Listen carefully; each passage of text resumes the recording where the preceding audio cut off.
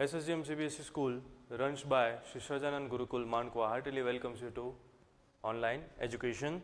So students of class 5th, today we are going to learn lesson number 4, Vowels, part 2, that is a grammar portion in English. Students, we know that Vowels chapter explained and question answer we finished. Now we are moving to page number 55, that is a grammar which is included in this chapter only. तो students आज हम है ना topic पढ़ेंगे homonyms का, जो आपके page number 55 text book के ऊपर दिया हुआ है. तो होमोनिम्स की डेफिनेशन क्या है समझ लेते हैं. तो homonyms, two different words that have the same spelling and sound exactly the same but mean different things are known as homonyms. Homonyms क्या होते हैं एक्चुअली? होमोनिम्स होते हैं कि उनके डिफरेंट वर्ड्स तो होते ही हैं बट उसके स्पेलिंग भी सेम और साउंड भी सेम. जैसे कि मैं बोलूं पार्क और पार्क, तो स्पेलिंग भी सेम ही रहेगा और उसका जो साउंड है प्रोनाउंस करने का वो भी सेम है, बट मीनिंग डिफरेंट थिंग होता है. दोनों का मीनिंग अलग अलग होता है. It is known as homonyms. तो मैंने आपको स्टूडेंट्स अभी एग्जांपल दिया कि पार्क, तो मैं बोलूं इसका एग्जांपल कि do not park your car over here, यानी तुम्हें अपनी कार को पार्क करने की यहाँ पे अनुमति नहीं है.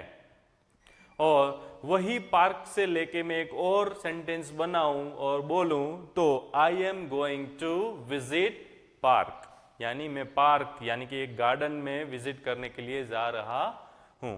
तो यहां पे वर्ड दो हैं, पार्क और park.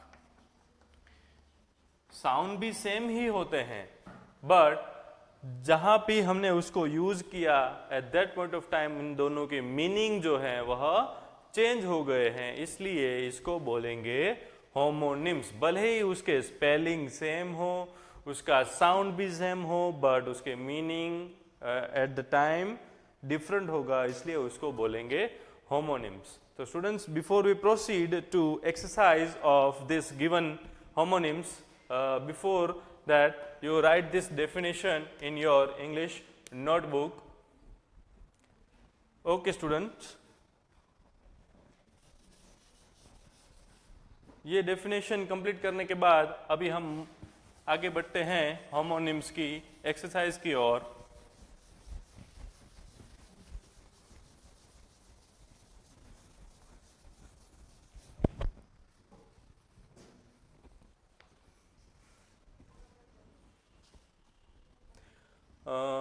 Number A, that is here are some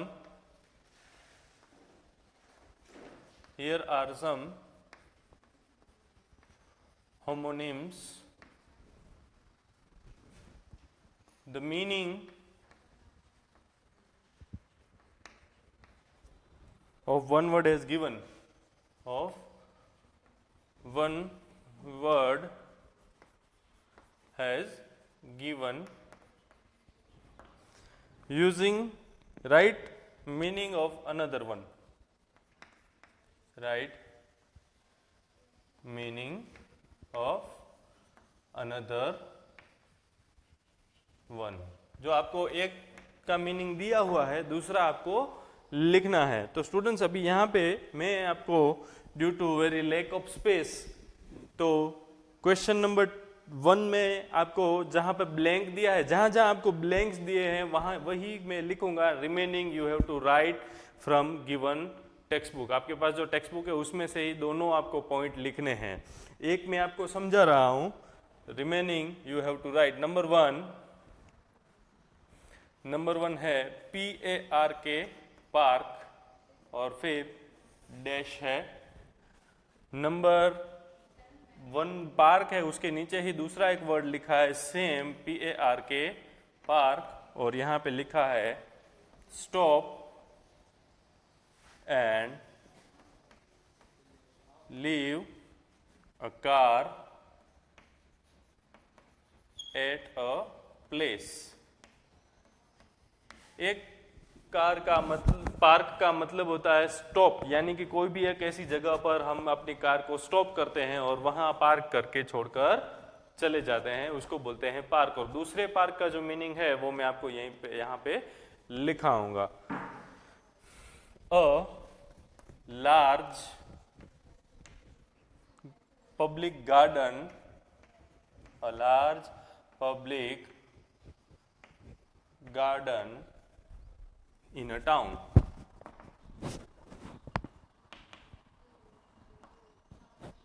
यानी कोई पब्लिक गार्डन जहां पर हम जाते हैं खेलने के लिए। आपको तो पता है पार्क में हम जाते हैं, गार्डन भी होता है बहुत सारे, उसमें वहां पे झूले वगैरह सब रहता है, उसको हम पार्क बोलते हैं। और दूसरा पार्क है कार को पार्क करना। अभी स्टूडेंट्स, अभी मैं क्या करूंगा, now I am writing only this second, जो आपको ब्लैंक वाले आंसर जो है वो मैं यहाँ पे फिलअप करूंगा। बाकी जो रिमेनिंग पार्ट है that you have to write by seeing in your text book, यानी कि दोनों वर्ड आपको कंप्लीटली लिखने हैं।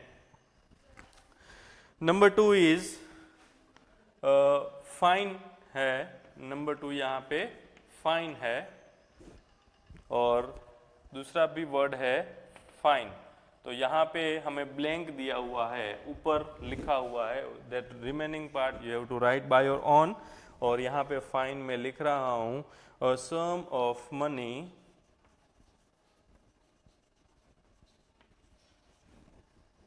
To be paid as punishment, to be paid as punishment.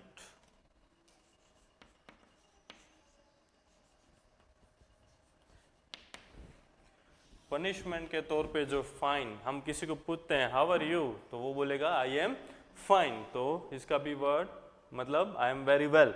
दूसरा फाइन है a sum of a money to be paid as a punishment. जैसे कि हम बाइक से जा रहे हैं, अगर हमने हेलमेट नहीं पहना है, कोई पुलिस वाले पकड़ेंगे और जो हमें फाइन लगाएंगे उसको बोलेंगे यह वाला fine, a sum of money to be paid as a punishment. भले दो वर्ड सेम ही है, मीनिंग भी सेम, प्रोनाउंसिएशन भी सेम है, but then also it differs at certain point of time where it is used. Then number 3, number 3 आपको दिया है बैंक, एक बैंक, एंड नंबर दूसरे भी दिया है आपको ये बैंक। अब स्टूडेंट्स, जैसे ही बैंक हम वर्ड रीड करते हैं हमें तुरंत पता चलता है बैंक यानी कि जहां पर हम अपने पैसे जो हैं वह रखते हैं, तो उसको बैंक बोलेंगे, where we can do certain transactions with our money. लेकिन ये वाला जो बैंक है जो ऑलरेडी आपको दिया हुआ है वो मैं रीड करता हूं यहाँ पे, the side of a river और कैनल। जैसे हम बोलते हैं रिवर बैंक, कैनल बैंक, ऐसा। और यहां पर है an organization that keeps money and organisation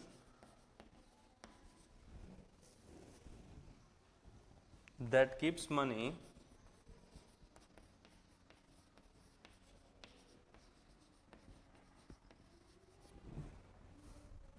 and provides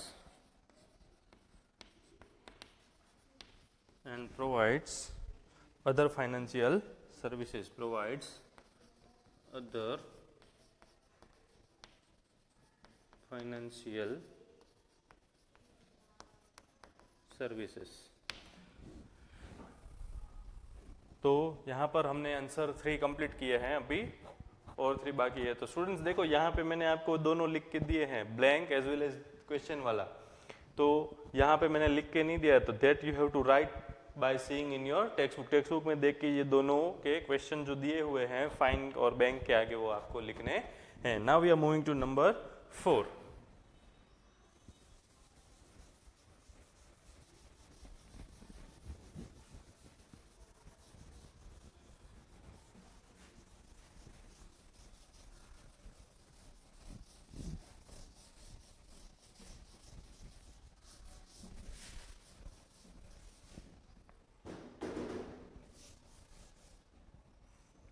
तो number 4 is bark। And bark. Bark पर से हमें एक वर्ड यहाँ पे लिखा है, the outer covering of a tree. Tree का आउटर कवरिंग को बार्क कहते हैं, जो ना यहाँ पे लिखा हुआ है, यहाँ पे हमें दिया हुआ है ब्लैंक। तो दूसरा बार्क किसको कहेंगे स्टूडेंट्स? जो हमारे आसपास हमारा स्ट्रीट्स में जो होते हैं, दैट इज डॉग। तो the answer is the sharp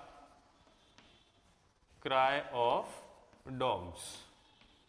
dogs भी जो चिल्लाते हैं उसको बोलेंगे bark. Now number 5, club and club. तो क्लब दो तरीके के हैं यहाँ पे, फॉर्मल और ऑफिशियल ग्रुप ऑफ पीपल। एक क्लब होता है जहाँ पे फॉर्मल और ऑफिशियल ग्रुप ऑफ पीपल, लोगों का से क्लब या समूह होता है, उसको क्लब बोलते हैं। Next club is a stick with a thick head. तो यहाँ पे ब्लैंक है, a stick with a thick head. Number 6, fan and fan. तो स्टूडेंट्स आपको भी ये पता होगा कि फैन, एक फैन जो हमें ठंडी दे, मतलब कि हवाएं जो देता है वो, और दूसरा फैन यानी कि कोई भी एक्टर या कोई पर्सन के हम फैन होते हैं, तो वह फैन। तो यहाँ पे क्वेश्चन में कुछ इस तरह सा लिखा हुआ है, समवन हु लाइक्स समथिंग और someone very much.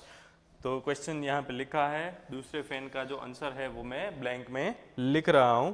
A device creating a cooling current of air, creating a cooling current of air, जो ठंडी हवाएं हमें देता है वह फैन यानी पंखा। तो स्टूडेंट्स ये जो यहाँ पे लिखा हुआ है बार्क के सामने, क्लब के सामने और फैन के सामने, ये आपको टेक्स्ट बुक में से देख कर लिखना है, यानी कि आपकी इंग्लिश की नोटबुक में आपको कंप्लीट करना है पूरा 6 with this question and the answers also. तो हम इसको आगे बढ़े उससे पहले आप ये भी थोड़ा आपकी इंग्लिश की नोटबुक में लिख लीजिए। Okay, now we are moving to exercise number 2।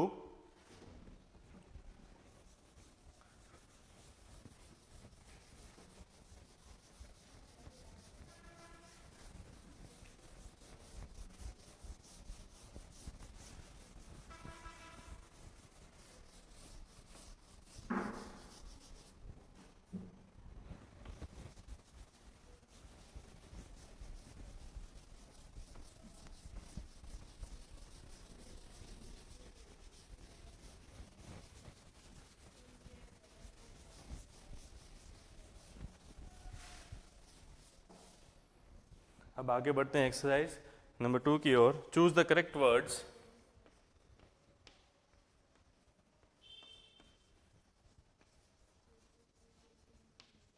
Choose the correct words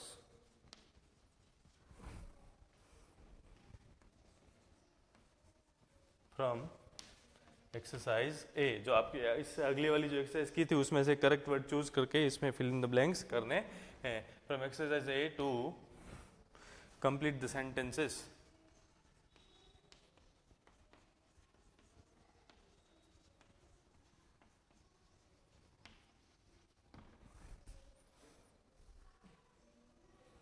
Number 1, do not dash the car in front of the dash, or you will have to pay a dash। उसके बाद number 2,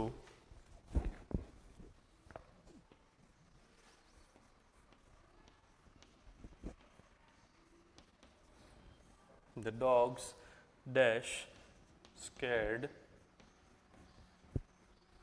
the dash who was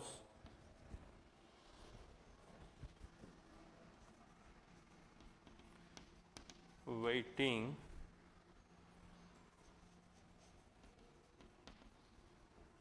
outside the gate to meet his hero.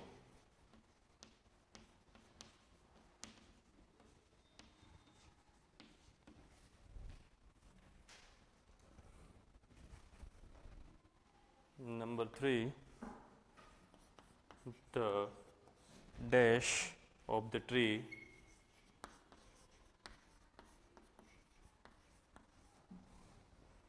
on the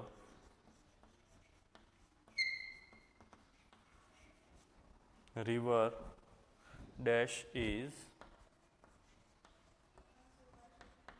peeling. And last, number 4, we have accounts with the same dash. अभी students इसके answers हम देखते हैं. जो exercise पहले हमने की ए वाली उसमें से ही फाइंड करके हमें आंसर लिखना है.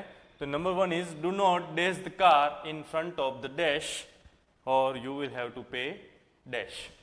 तो डू नॉट कार है इसलिए पार्क आएगा यहाँ पे. Do not park the car in front of the park. Park के सामने ही अपनी गाड़ी खड़ी मत रखो, अदरवाइज तुम्हें क्या पे करना पड़ेगा? फाइन पे करना पड़ेगा. FINE फाइन, यानी चार्ज लगेगा. पुलिस वाले आके तुम्हारे पैसे फाइन लेंगे. Number 2, the dogs dash scared the dash who was waiting outside the gate to meet his hero. कोई हीरो को मीट यानी मिलने के लिए आया है, लेकिन डॉग्स ने क्या किया? Dogs bark. The dogs bark scared the fan. अभी ये फैन कौन सा वाला फैन है? हीरो को मिलने आया है, इसलिए वो फैन आएगा, ना कि घूमता हुआ fan. Number 3, the dash of the tree on the river dash is peeling. The dash of the tree, the bark of the tree is on the river bank. River के नदी किनारा, बैंक यानी किनारा. And number 4 is we have accounts with the same dash.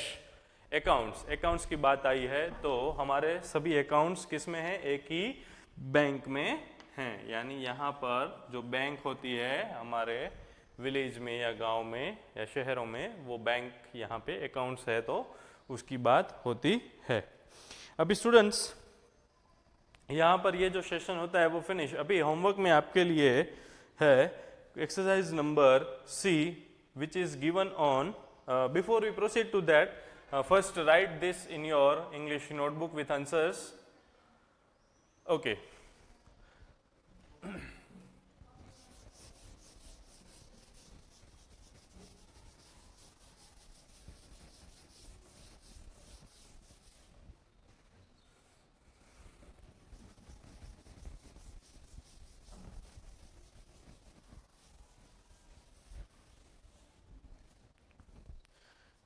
आपके लिए homework में है question number C, जो पेज नंबर 56 पर दिया हुआ है. Choose the appropriate words from the brackets to fill in the blanks. Word को ब्रैकेट में से सिलेक्ट करके हमें आंसर लिखने हैं. There are total 7 questions and remaining part के लिए हम मिलेंगे नेक्स्ट वीडियो में. Till then, thank you and please do like, share and subscribe our YouTube channel.